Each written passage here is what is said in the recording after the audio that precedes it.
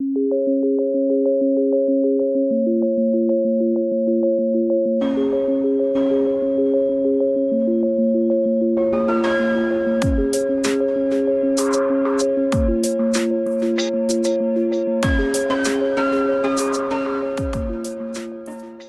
introduce my guest to you on this podcast. I think I'm up to episode 64 now, and it is the wonderful Jason Graystone. One of the things I love about you is that you break things down so easily so that we can understand it, and you share things both personally and professionally. In fact, you overshare. So I'm going to try and cover a lot of what Jason does, but it might take a while. So here goes. Jason has run a successful #1 podcast on iTunes in 3 different categories, the Always Free podcast. He also has his own amazing YouTube channel with over 57,000 subscribers while this is being recorded. He is the founder of Graystone Education, that again has too many programs to mention, but here's a few. There is the Tears of Freedom Wealth Program, the Elite Tears of Freedom, that I believe is a membership program within that. The Sanctuary Portal Mastermind on Facebook. Jason offers so much content, both free and paid for. And next month, Jason's going to be launching the Always Free Show, which I'm really looking forward to. This is going to be based on a chat show theme, and it's going to be streamed live from Jason's office, so we get to see a bit of the inner workings. He will be discussing things with guests on mindset, personal finance, investing, and current topics. There's going to be lots of guests, and it's going to be streamed live on Twitch, YouTube, Facebook, LinkedIn, and Twitter. I don't know how you're going to keep up to date with all of that. Jason's also the author of a book, Always Free. You look like you're getting bored with all of this. Did you realise you did all of this? So this book's going to be released soon. It's called Always Free, How to Become Financially Free to Live an Inspired Life. What else is there? I'm going to put everything in the show notes because literally there is so much for people to listen to. Yeah, and one of the things that I've always admired about you is that you talk openly about where you came from and being successful. There's a lot of things you discuss around mindset that just really resonate with me. Yeah, well, look, thanks for having me, by the way. You've really made me feel like I've achieved quite a bit. I've been busy. You've been very busy, and you're such a whippersnapper compared to me. You're still a young lad. Yeah, I appreciate coming on. Yeah, in terms of sharing, I feel like being honest and open and being vulnerable is really, really important. Mainly because, especially in today's day and age, we look up to too many people, and we have kind of fantasies about what things should and shouldn't look like. Yeah. So when you have that unrealistic expectation, it stops you from actually achieving things, because whenever you face something that you don't feel is normal, or you feel it's a bit more uncomfortable than it should be, you back down. Whereas if everyone was vulnerable and open, and everyone knew where they stood and was honest about their journey, it would inspire a lot more people to overcome certain hurdles and challenges and progress. So I figured that if I was vulnerable and encouraged other people to be vulnerable, then together we would get results, and together we would grow, and then that would naturally cause people to feel compelled to talk about that with other people and be vulnerable, and then kind of like spread like definitely. And you mega successful. There's no two ways about it. You're not just playing at this, you are really successful. But I love the fact that you don't stage things. You're not stood in front of a big detached house with a swimming pool and 3 Ferraris on the drive or whatever. You seem really approachable. Yeah, I have to practice what I preach, and although I have nice things and I have a nice life, I'm very conscious of kind of just sprinkling that as inspiration for people rather than rubbing it in people's faces. And I have to practice what I preach. So I'm about frugality. I'm about having it all. I'm not about, you know, living beyond your means and taking a big chance that's going to kind of crumble your chances of building anything sustainable. So I have to be seen to be doing what I believe in. Yeah. So it's you know, that I live my life how I teach. So Yeah. that's And very that's the bit that really resonates with me, because, you know, my mindset isn't the best. Even though I'm a psychotherapist and coach, I have dicks like everybody else. And for those people that do all of that stuff on Instagram and everything, my reaction is, well, I'll never do that, so there's no point even following them. Whereas with you, it's kind of like laid out in front of you that, yeah, it's hard work, but if you do this, this, and this, why not? Why not you? Yeah. And that really hit home with me.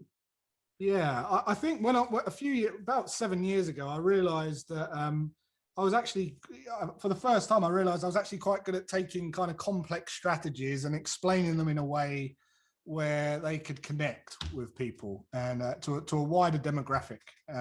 So kind of bringing esoteric or kind of, you know, strategies that are known by the few and able to transfer that onto to laymen, or, you know, people who just weren't thinking that way. And that was really inspiring to be able to see that penny drop. So I just kept doing it and doing it and doing it, and really that's how I go about you know, transferring knowledge now. And I think it's great because we're able to reach young people, older people, people who, you know, were uneducated, and if something isn't quite resonating, I know how to use a different fable or story or metaphor so that I can make sure that it drops. I love seeing the penny drop. Yeah, I love metaphors. I use that a lot.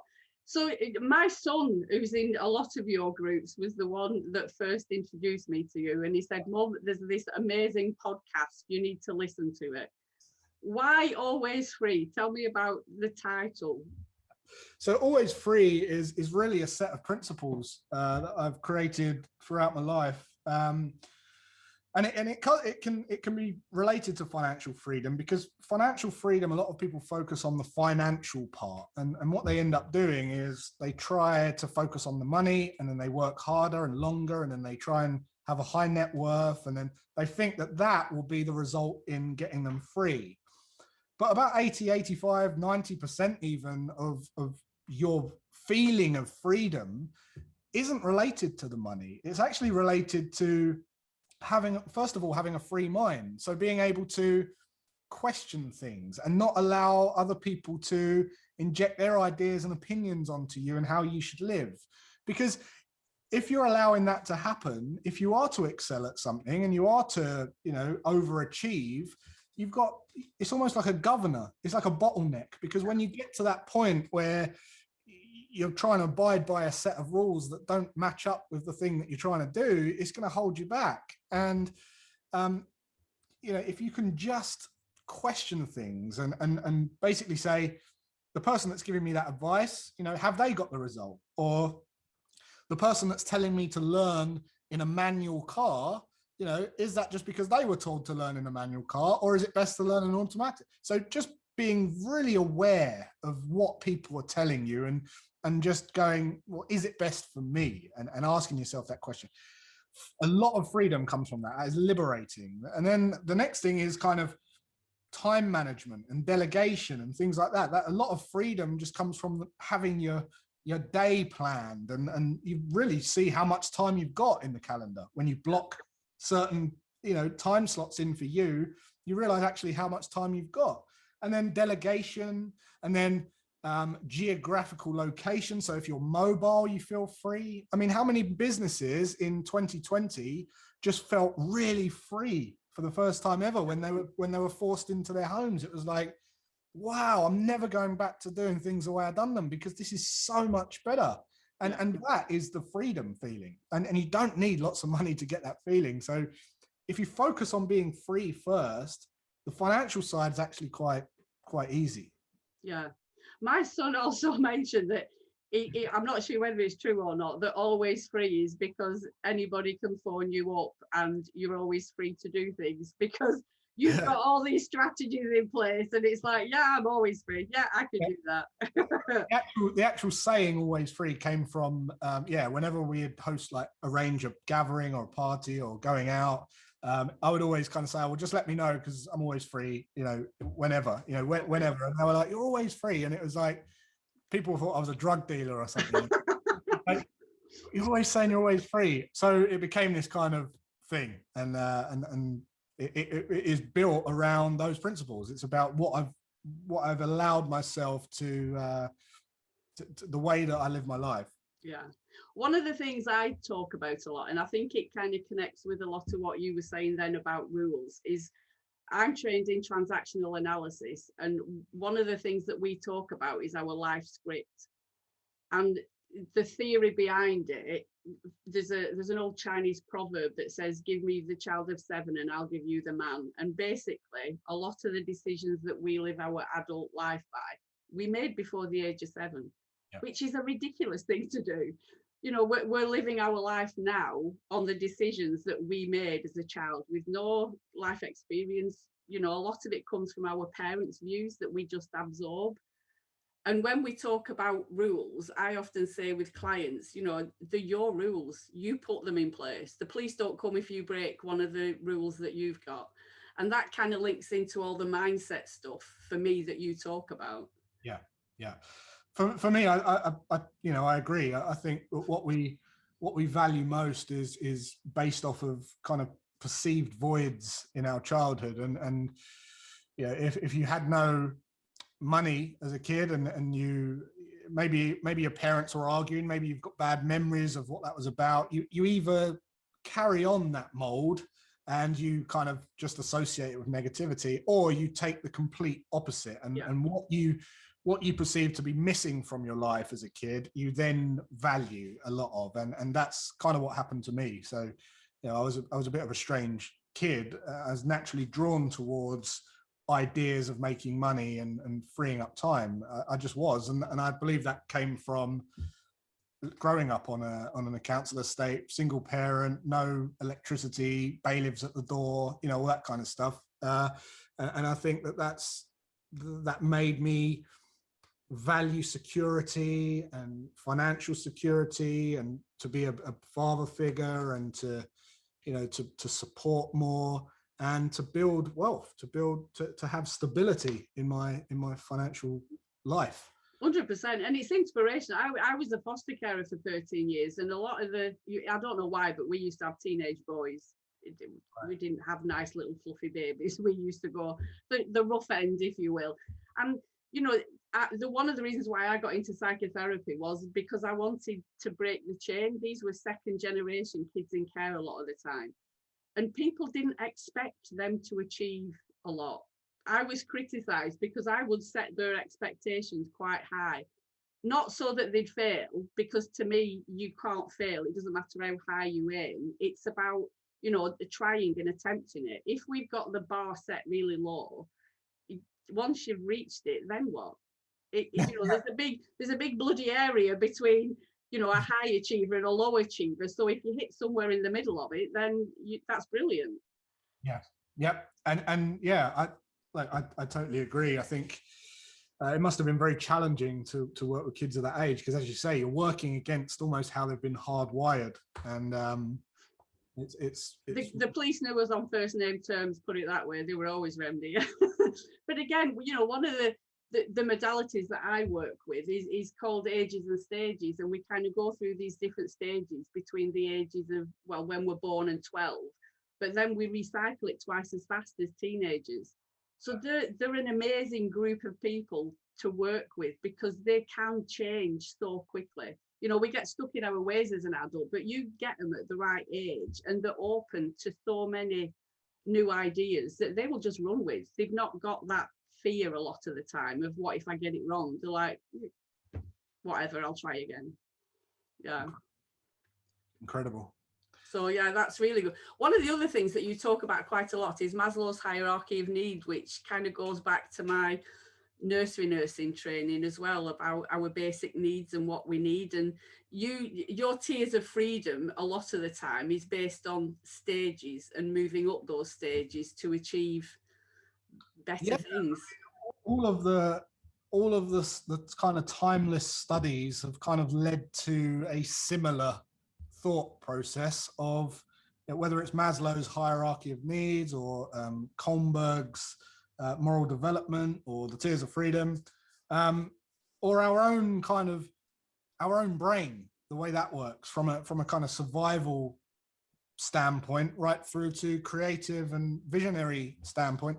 That's it's all linked, it's all intertwined. So when I talk about physiological needs, the reason that people struggle with finances is because they try to jump the pyramid. And whether, let's just pretend that Tears of Freedom doesn't exist and you're just trying to think about Maslow's hierarchy of needs. Well, if you haven't got your food, shelter, water covered, you can't jump up 3 rungs of the Maslow's hierarchy and start trying to be creative and risky and take it. You won't be able to do that. It's not the way that your brain will not allow you to do that. And you won't be able to deal with abstraction. You won't be able to deal with adaptation. You just won't be creative, because all you're thinking about is survival. Now, fortunately or unfortunately, we need cash to survive. Mm-hmm. We do. Pays for lifestyle, and I think many people don't like to associate the need for cash to live. For some reason, they've got this thing where, oh no, I don't need money, and by saying that, you are literally limiting the amount that you're going to ever accept into your. The truth is this: you need shelter, you need food, and you need water, and you need warmth, and that all has to be paid for with cash. And as soon as you accept that, you can then start thinking about, right, what does my physiological needs cost?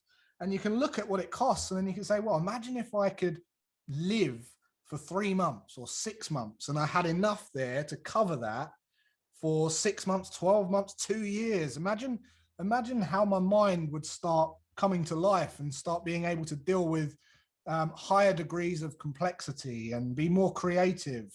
And then I can start concentrating on those complexities of investing, or or I can accept a new level of risk that I couldn't quite handle before. So there's an order in which you deploy your money into investments and build wealth. And if you do it that way, you will do it the fastest way. If you try to jump the gun, you're going to be going around in circles, because the thing that's making you jump is the thing that's making you not do it at all. Yeah. And I think that's a really valid point, around money. A lot of us are quite secretive around it. We don't tend to talk openly about how much we earn, or what's in our bank accounts and things like that. Even within families, I'm lucky. Like I said, my eldest son often talks to my younger son about money and, working smart, not hard. And if you invest now, he's only 16, he's just doing his GCSEs, or supposedly. But my 33-year-old saying to, if you put something by now, then just think what you'll be like when you're 20, 25. He's talking about getting a car. He has no means to get a car and bloody insure it. He's living in cloud cuckoo land.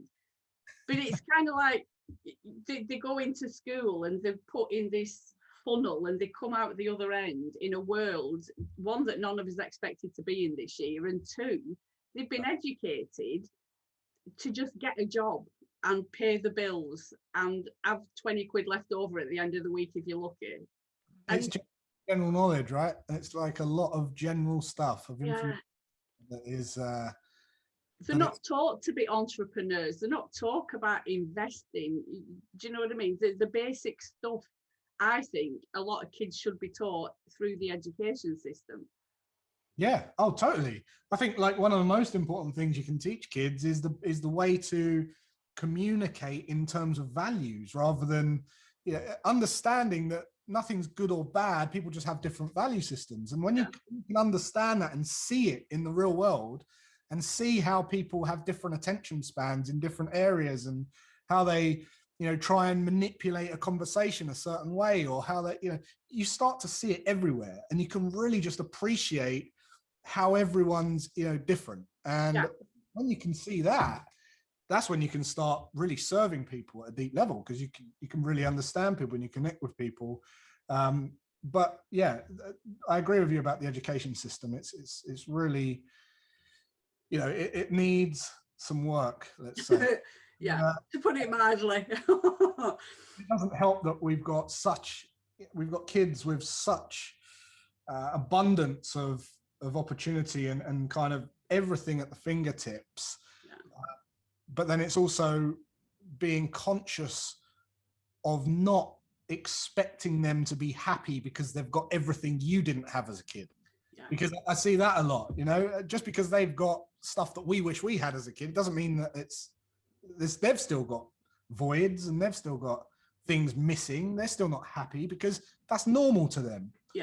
And again, goes back to communicating in values, right? So just understanding that in them and trying to guide them to do something for experience and not money. That's the biggest trap. Getting a job for money is industrial. It's old. If you just get a job doing something you're naturally guided towards, which is one of the drivers for me why I do what I do and why I did what I did when my son was born, is because I wanted to be able to support him, to guide him, not to just take the mick and go, oh, try this, I'll throw money at that, try that, I'll throw money, but notice common themes of what his interests are and then guide him in that direction, and then go, right, now I'll support you to excel there. And you can, you'll naturally generate money as a byproduct. It's because you don't need motivation to go to work. You don't need to go, oh, the bloody alarm clock and all that. And that's really why I teach what I teach. I think that's really important. We were having a conversation with my son again about, he was saying, well, what shall I do? Shall I go to college or shall I get an apprenticeship? And what shall I? And I don't know how we expect 15, 16-year-olds to know what they want to do for the next X amount of years. I haven't got a clue what I want to be when I grow up. But I was saying to him, it doesn't matter. Don't look at the money at the other side of it. Look at what you're passionate about. Could you sit in front of a computer doing the algorithms and stuff for the next 20 years? If it doesn't excite you, then that's not where you need to be going right now. Never ever look at brackets of income that have been categorized by the government or whoever as a decision maker for what you do, because there's doctors that earn millions per year and there's doctors that earn 100 grand a year. There's fitness professionals that earn £45 an hour and there's fitness professionals that earn £1,000 an hour. It doesn't matter. There's never a shortage of money. There's just a shortage of imagination and communicating in different value systems so that you can provide a better service. So you can do whatever you want and you can earn however much money you want doing anything. And that's the truth. So that will never be a deciding factor. And I think, for my son, I talk about him an awful lot. Bless him, he must get fed up with it. But a lot of it is like instant gratification. I want it now. If I can't afford it, then I'll put it on a credit card or I'll borrow it or I'll do something. And it might last for half an hour and then, the novelty's worn off. So it's about them understanding, how the world works. It's not about getting what you want straight away. It's about looking beyond that and what else there is out there. And that's quite difficult when you're only 15 or 16. Because of keeping up with people who are also trying to keep up with people, and no one knows why they're trying to keep up with people. And instead of just being happy with like figuring out who you are, and you'll naturally attract those things. So like, if you go down the route of doing what you love first and foremost, take this for example. I love creativity. I love music. I love like film and cameras and all technology and all that kind of stuff. I've always loved that. But now, because I've decided to surround myself around that and work with that, now I can buy all those things for me with my business. And now I'm surrounded by technology because I've just attracted it through business. And now I get to spend time around it. So if you love whatever it is, if you decide to go down that route and just pursue that dream, eventually you'll be always surrounded by that, and then eventually you'll get paid to surround yourself with more and more of that stuff. And that's I know that is really difficult to tell kids. And 16 is ridiculously young. You know, I completely changed my career at 29, 30. So just to even think 16 and you're kind of struggling to figure out what you got to do. You haven't got to figure that out yet. Just try and work in areas that interest you. Yeah. Yeah. You know, at least you're going to find some niche within that, bouncing off of the walls, but eventually you'll lead to the ocean, you know? Yeah. And I truly believe in lifelong learning. I left school with, you know, they were CSEs and O levels when I was at school. It's that long ago. And I left with very little. So all my training and all my qualifications have come as an adult later on. You know, I was quite young when I had kids. And then when they started school, I went back to college and retrained. And isn't it funny? Because most people say, oh, I wish I'd done this. And then they spend their life trying to get back to doing what they wish they'd done to start with. And they do night school and night college and all this kind of stuff. But now they've got to deal with getting out of a job or working overtime or doing it at weekends, when if they just done it originally, you know, short-term sacrifice for not even it wouldn't have even been a sacrifice had you not believed that you had to buy stuff to keep up with people. Yeah, 100%. And I think, you know, going back to what you said earlier, you know, one of the things I talk about a lot, I work a lot with parents and children, is, you know, there's neglect at one end of the extreme and then there's overindulging at the other. And I think both are quite damaging for kids. You know, we want to be middle of the road, you know, not overindulging them. I see young adults sort of university who haven't got a clue how the world works because they've just been wrapped in bubble wrap the whole of their life, and then suddenly they're released on society and they feel lost and anxious and scared. Yeah, and going back to what we said earlier about like values become or voids become values. A lot of the time, those kind of overly entitled, I guess, or kind of spoiled, I don't know what you want to call it, but the people that really have no idea about the real gubbins of life, they're usually the ones that kind of go off on a tangent, right? They go into they're rebellious and they start going to try and rebel against stuff and be the outcast, and that's because they're seeking the opposite pole of perfectionism and bubble wrap. Yeah, I don't even know what perfect is. I don't. There is no such thing. It's like, yeah, one of the things I talk about is, you know, if we've got a be perfect driver, that I call it, that we never get there. So we're constantly upping the ante and feeling disillusioned and all sorts of stuff. So, you know, I'm the first to say I'm perfectly aware that I'm not perfect. I don't even want to be.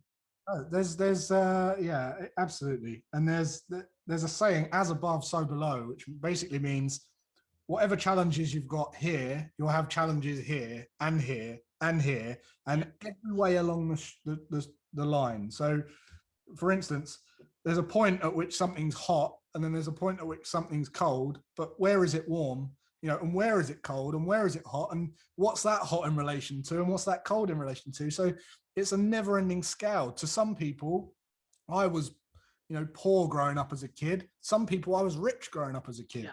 Some people, I'm rich now, and to some people, I'm poor now. So it's just, you know, it's never ending, and there is no perfect place that you're going to get to.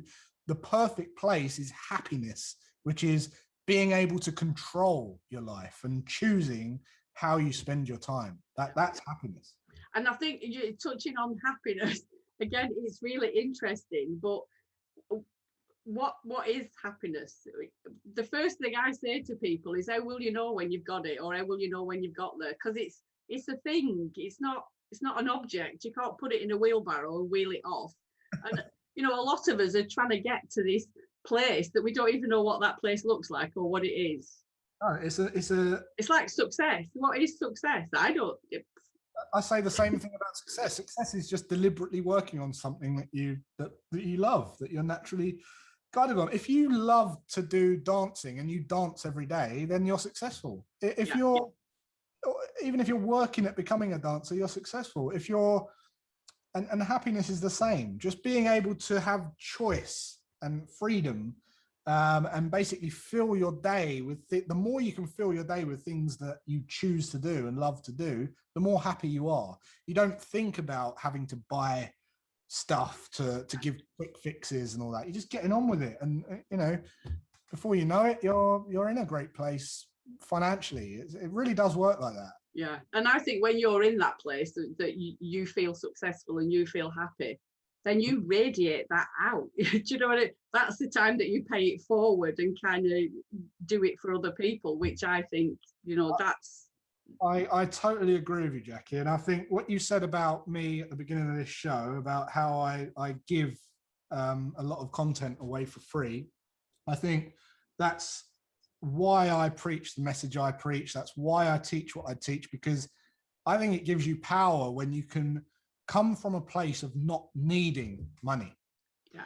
When you come from a place of not needing money, all you're coming from is love, because you've built something to serve someone, not needing the money. And when you can do that, I think people smell it. It's just, people just can get it, because people's BS meter is so finely attuned these days that it's like a breath of fresh air. And they just get it. So when you can then go and deliver everything you've got for free, even though you could show them everything and they'll still come and work with you again and pay you, because you know, they trust you. I think that, you know, that BS meter that you're talking about, I offered a course for free on exploring anxiety, and the amount of people that commented on it saying you don't get anything for nothing and what's the catch and everything, and I couldn't give the bloody thing away. Literally everybody was like, there has to be a catch to this. It's like, well, no, it's free, go enjoy. But people are so skeptical about what are you getting out of it, what's in it for you. Yeah, and look, they're right to a degree. There's no such thing as a free lunch, right? So by me giving everything away for free, I will naturally attract money, because people will want to buy my program. It works the other way around. If you're, well, even if you're just too cheap, eventually people will tell you your prices are too cheap, and they'll recommend you until you need to raise your prices. And on the other hand, if you're too you're not providing value and you're charging the earth for something, you're never going to get a recommendation. You're going to feel guilty because you've ripped someone off, and then you'll lower your prices and everything will kind of balance out. So it's always best to be the other side. Yeah, it's that's it. And I just think, you know, your knowledge is just so widespread. You know, the way that you talk about psychological stuff in a layman's term, exactly what you just said in a nutshell there is kind of how we all are as human beings. You know, I've trained for years trying to work out what my own life script was, as well as, okay, how can I use this going forward now? You just have a way to say, well, yeah, let's be honest, this is how it is.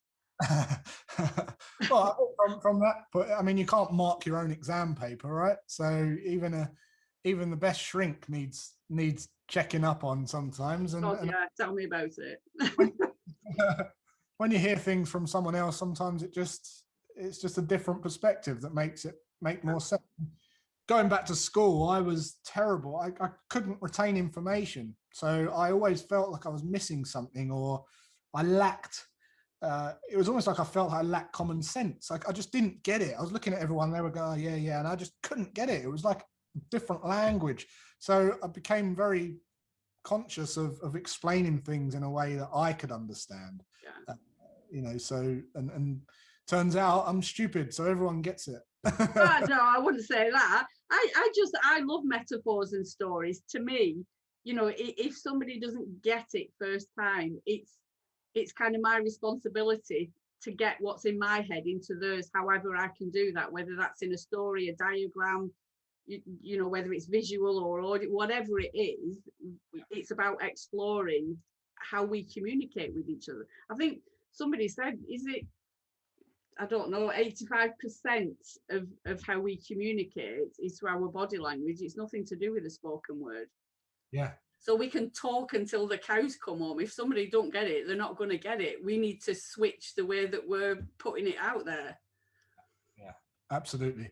Absolutely. And when you're in a place of kind of self-doubt and insecurity, you'll you'll cave in a little bit and you won't be able to give that. That's why the most influential people are the ones who have the most conviction in their message and the most confidence in their message, and are going out staring into the camera and talking and being confident in their approach. They're the ones that will get their message widespread, because people who don't will self-depreciate, and it's we don't want that. We want people to, everyone's got value in them.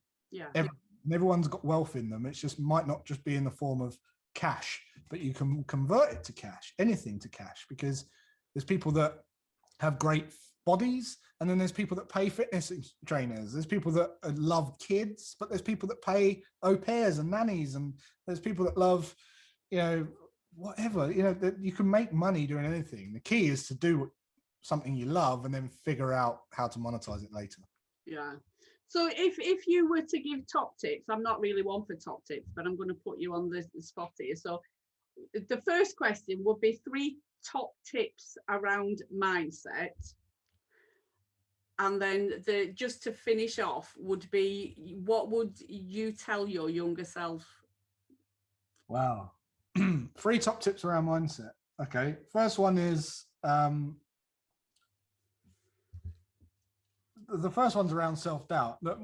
It was something that one of my bosses told me when I was younger, and he said, to be in business, you have to be in business. And what that meant was the cure for self-doubt and the cure for self-depreciation is just action, doing something, giving yourself permission to actually do it and learn and fail.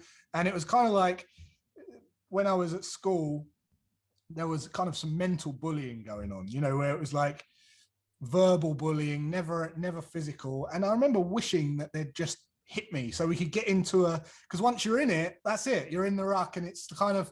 It's a really good way of putting it. Yeah, just hit me, get it over with. Yeah.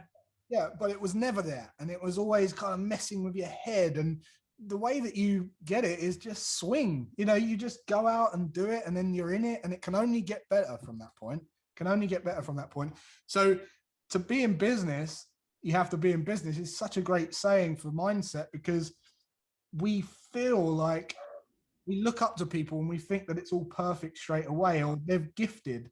But in reality, every person is making it up as they go along. They're figuring it out every day. I am, you are, Richard Branson is, Elon Musk is. They've just got challenges at a different level. But you can't tell me that Richard Branson doesn't sit there every day thinking, how can we innovate? How can we do this? How can we do that? He's got challenges. He's got models, and everyone's got that. So we're all human, and the best way to do it is just to muck in, jump off the cliff, suit up and jump.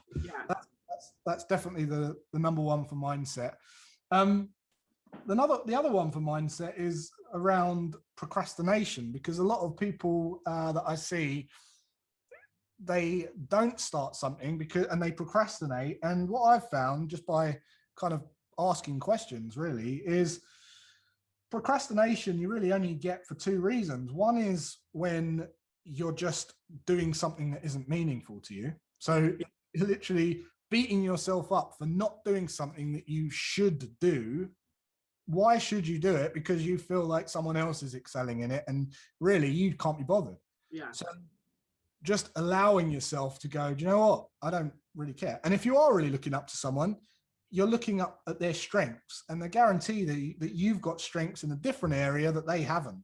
So by just asking yourself those questions, you can start to bring them down a peg or 2 and level the playing field to give you encouragement to continue with your journey.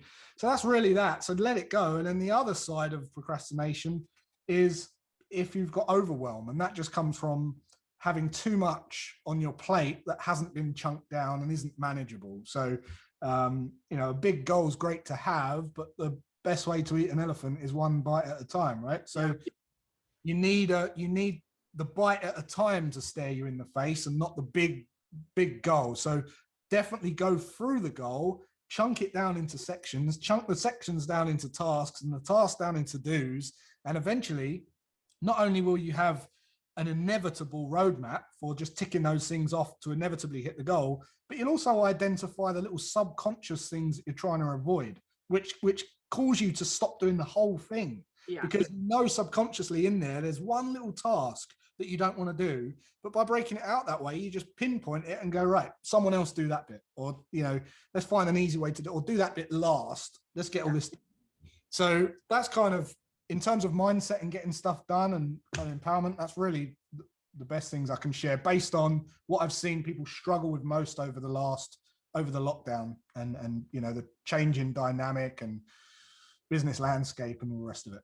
Yeah, that it's interesting, because I think I read somewhere that companies have always said that they couldn't be purely online. It's impossible. We need a building, we need to work out of this place, and we need a workforce and everything. And literally within 3 weeks, everybody was doing what they said it would take years to actually do. And a lot of my clients now, who used to commute an hour into work and home again, are saying, I don't want to lose that hour. I don't want to spend that hour in a car driving back to work again. I don't want to do it. I was saying this way back in my last business, when we was in construction and things like that. I was trying to promote Skype meetings, and people were like, no, it's best to sit around the table, get the drawing out. And I was like, it's going to take an hour and a half to get into London, half hour of chit chat, an hour and a half in a meeting, hour and a half to get back. Your day's gone. Whereas you could have an hour meeting, click the button, and we're back in the office, and no one would have it. No one would have it. And now look, here we are. Should have invested in Zoom. That's what I should have done. So the last question to finish up on: what would the Jason today say to the Jason who was 20 years old? What would you say to him? Wow.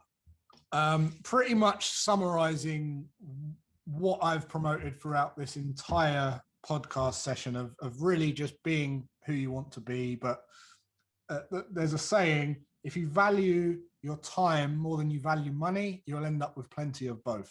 And you just have to trust that process. Be who you want to be, because if you look at most adults, they're trying to get back to who they already were. And that's what I'm helping people do. I'm not changing people. I'm helping them get back to more of who they really are, and then helping them build wealth, because then it's more effortless. So choose you, do you, put yourself first. Don't believe in this thing that you have to put others first, because that's rubbish. You have to put yourself first primarily, and then you can serve more people later on. But do you, and you're halfway there. Yeah, I love that. I often talk about, our innate wellness and our innate wisdom, and we've got all the answers. We just, at some point in our lives, we cover it up with a load of, excuse my French, shit, and then we try and polish the shit instead of looking inside at what we actually are authentically. We're trying to make the best of everything that life's thrown at us that's kind of changed who we thought we should be. Yeah, so that's one of my things, is not to polish the crap. Thank you so much, Jason, for being on this podcast. I've really enjoyed it. I really enjoyed this one. Thanks very much. Thank you. Take care, and I'll speak to you soon. Bye.